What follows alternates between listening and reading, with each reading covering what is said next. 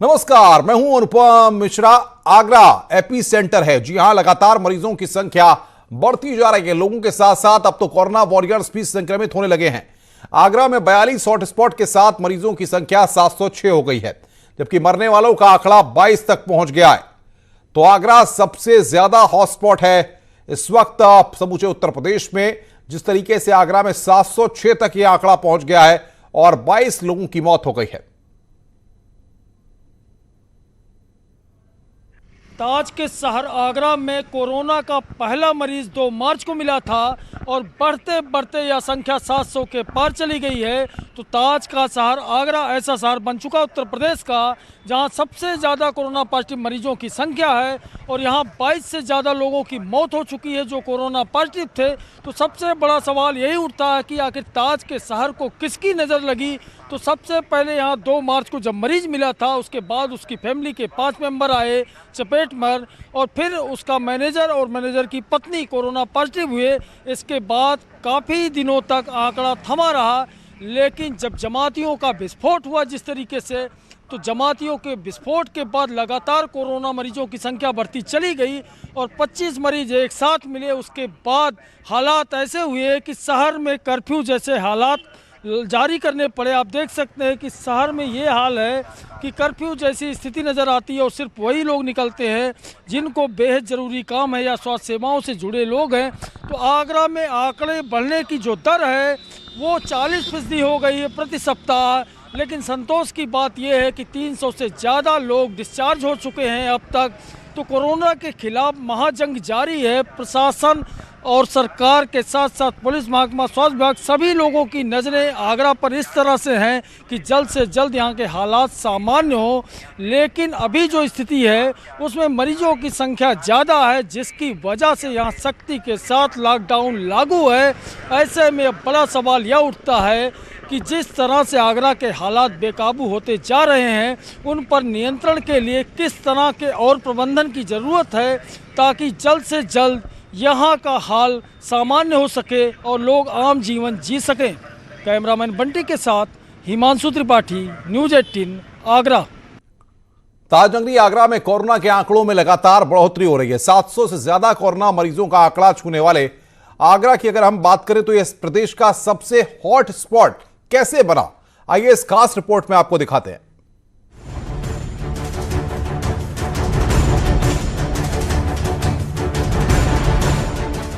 उत्तर प्रदेश में आगरा कोरोना की महामारी का बड़ा सेंटर बना हुआ है। पिछले 24 घंटे में 36 नए मरीजों के साथ आंकड़ा 700 के पार पहुंच गया।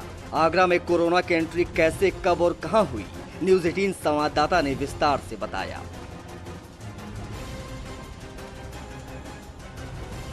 आगरा में कोरोना की एंट्री 2 मार्च को हुई थी। दरअसल आगरा का एक जूता कारोबारी इटली गया, उसके बाद जब हिंदुस्तान वापस आया तो पूरा परिवार कोरोना पॉजिटिव निकला। जब ये परिवार कोरोना पॉजिटिव निकला तो आगरा में हड़कंप मच गया। हालांकि उसके बाद मरीजों का मिलना जो सिलसिला था वो रुक चुका था। जैसे ही जमातियों का बम फूटा, उसके बाद आगरा में कोरोना पॉजिटिव मरीजों का सिलसिला ऐसा बढ़ा कि अब तक रुकने का नाम नहीं ले रहा है।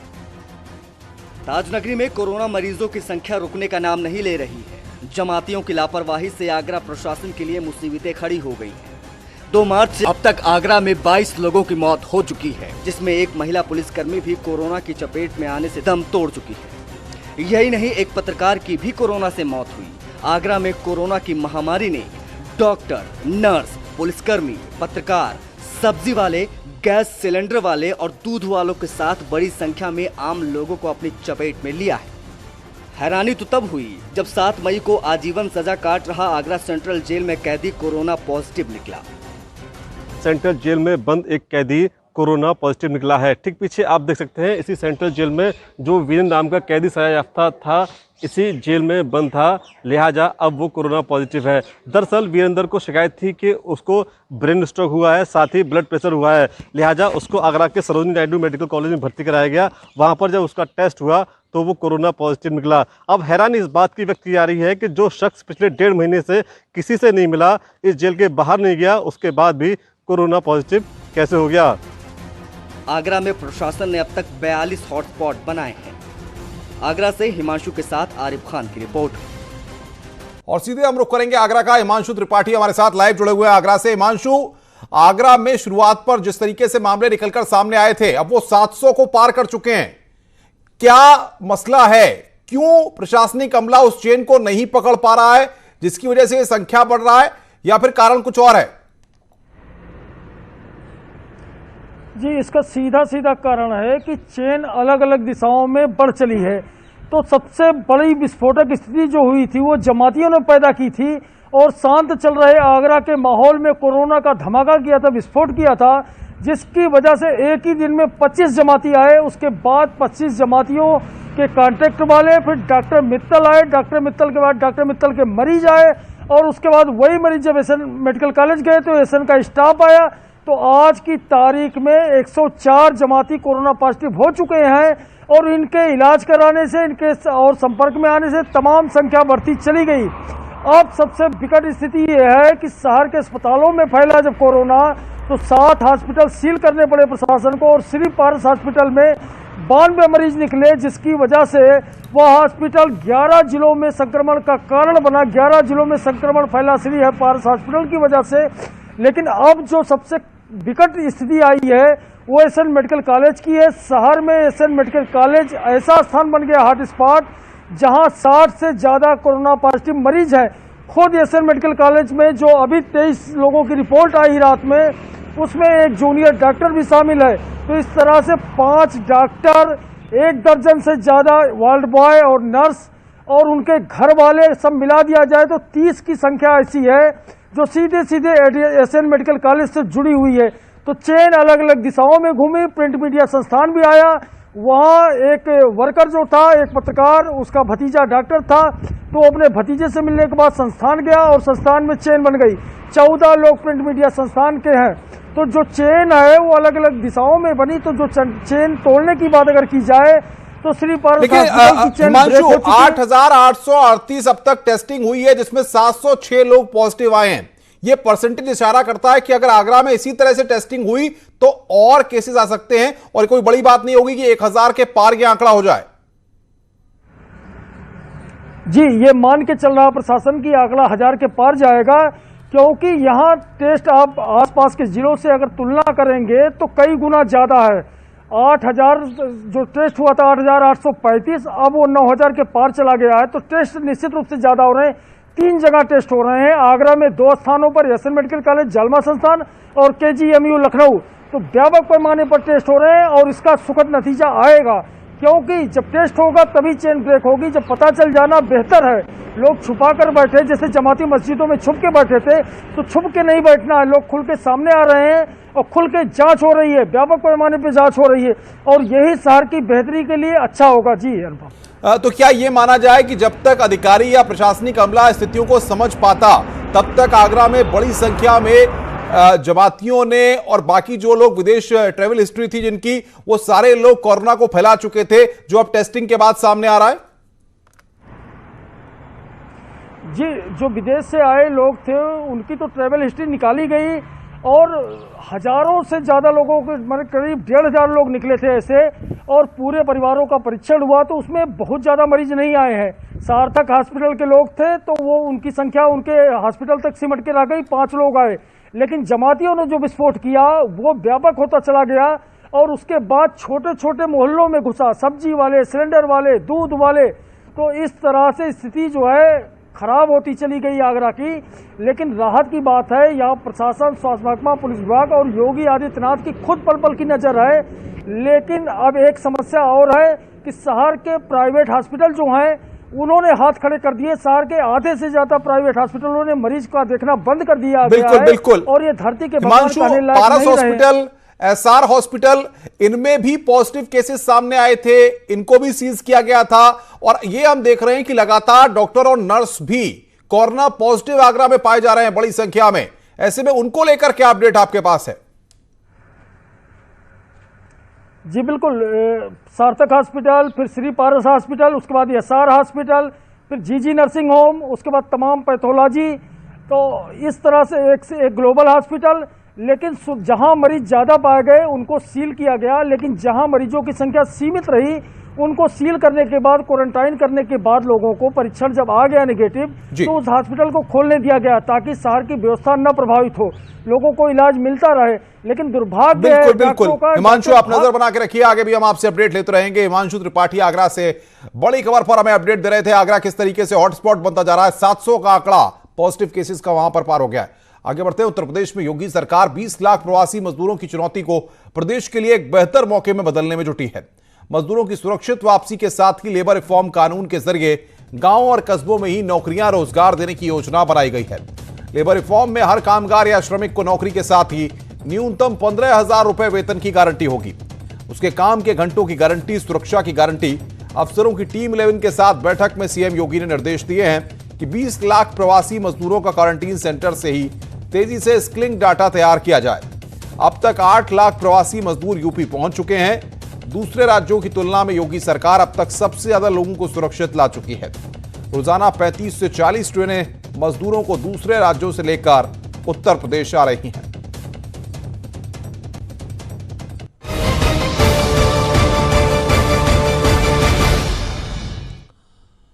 उत्तर प्रदेश में श्रम कानूनों में बदलाव पर सियासी घमासान शुरू हो गया है। कांग्रेस और समाजवादी पार्टी ने कानून में बदलाव को मजदूर विरोधी बताया, जिस पर मंत्री स्वामी प्रसाद मौर्य ने विपक्ष पर करारा पलटवार किया।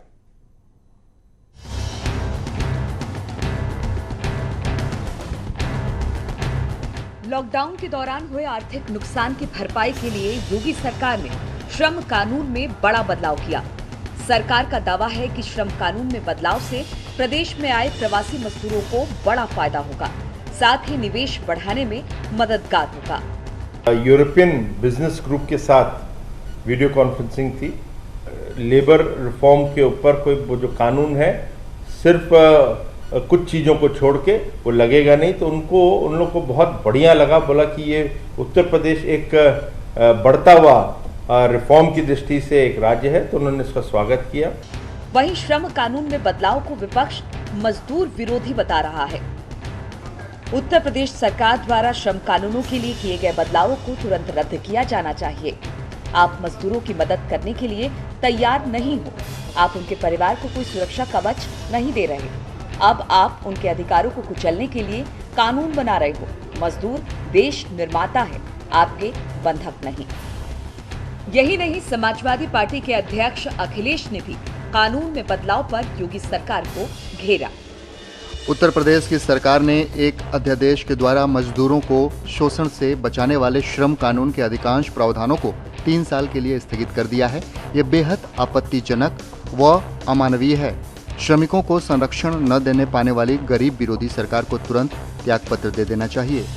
वहीं विपक्ष के आरोपों पर पलटवार करते हुए श्रम मंत्री स्वामी प्रसाद मौर्य ने दोनों पार्टियों को मजदूर विरोधी बता दिया। वो प्रवासी श्रमिकों का विरोध कर रहे हैं, वो उन श्रमिकों का विरोध कर रहे हैं जिन श्रमिकों के लिए निवेश के माध्यम से रोजगार के अवसर तलाशने की प्रक्रिया चल रही है। इसलिए कांग्रेस और समाजवादी पार्टी के इस बयान से उनका श्रमिक विरोधी चेहरा सामने आया है। बता दें कि लॉकडाउन के दौरान उत्तर प्रदेश में आए लाखों प्रवासी मजदूरों को रोजगार मुहैया कराने का ऐलान किया है। इसलिए प्रदेश में निवेश को बढ़ावा देने के लिए श्रम कानूनों के कई प्रावधानों को 3 साल तक के लिए सरकार ने स्थगित कर दिया है। Bureau report, news 18। और बातचीत करने के लिए रंजना हमारी संवाददाता लखनऊ से हमारे साथ सीधे जुड़ गई। रंजना, बड़ी संख्या में मजदूर अलग अलग राज्यों से उत्तर प्रदेश में आ रहे हैं। अब श्रम कानून को लेकर के ही कहीं ना कहीं सरकार ने जिस तरीके की बात कही, उसके बाद विपक्ष सरकार पर हमलावर हो रहा है।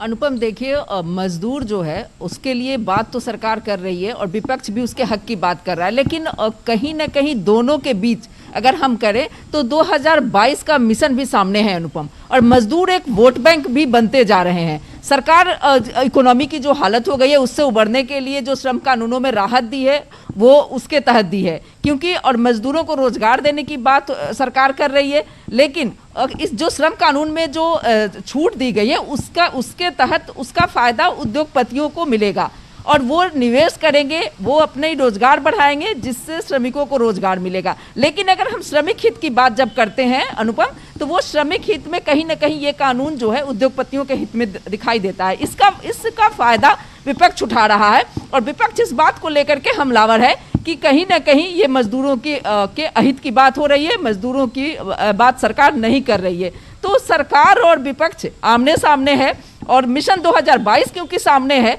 इसलिए मजदूर अब एक एजेंडा है।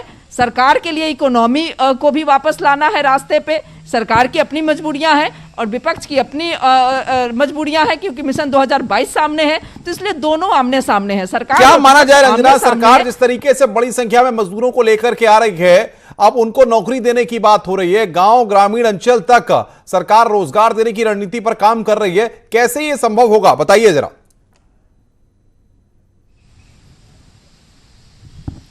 देखिए, जो एग्री प्रोडक्ट्स हो गए, जो स्वयंसेवी संस्थाएं होंगी जिनके तहत से एमएसएमई से मध्यम सूक्ष्म लघु उद्योग जो होते हैं, जो छोटे कस्बों तक में उसको शुरू किया जा सकता है, उसके जरिए सरकार की प्लानिंग चल रही है कि कैसे हम जो प्रवासी श्रमिक हैं, प्रवासी कामगार हैं, उनको हम रोजगार दे सकें।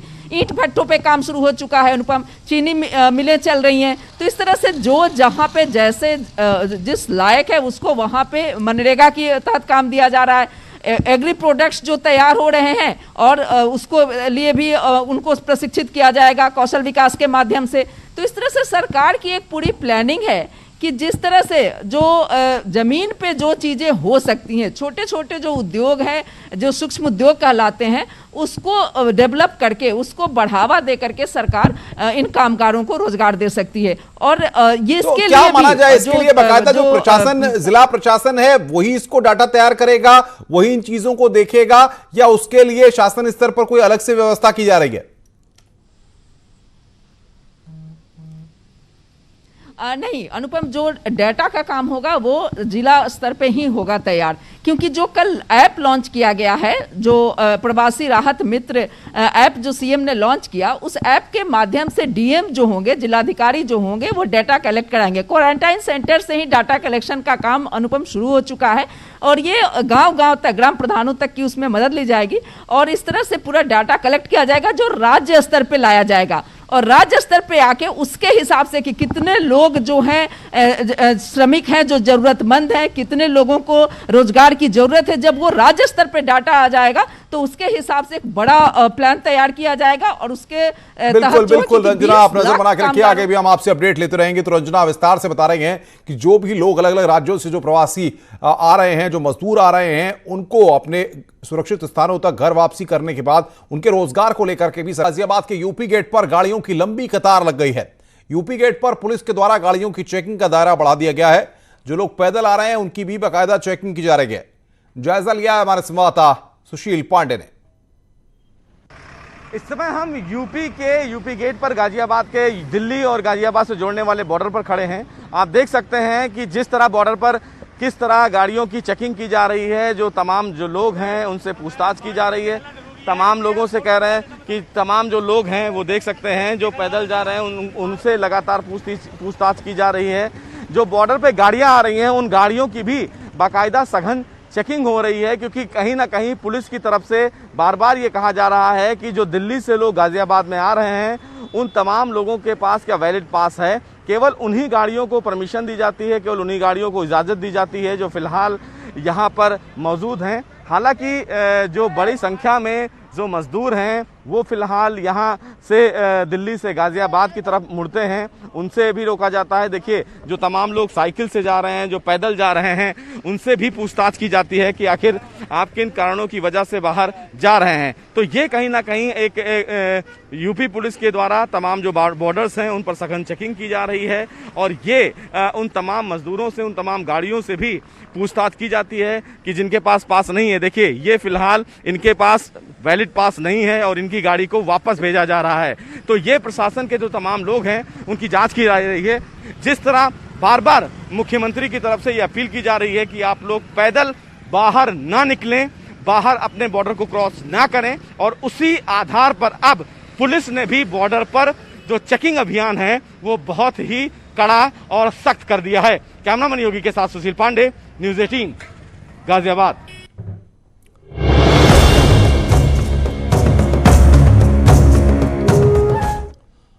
और अब आपको दिखाते हैं कुराना में कैसे हुआ कोरोना अटैक।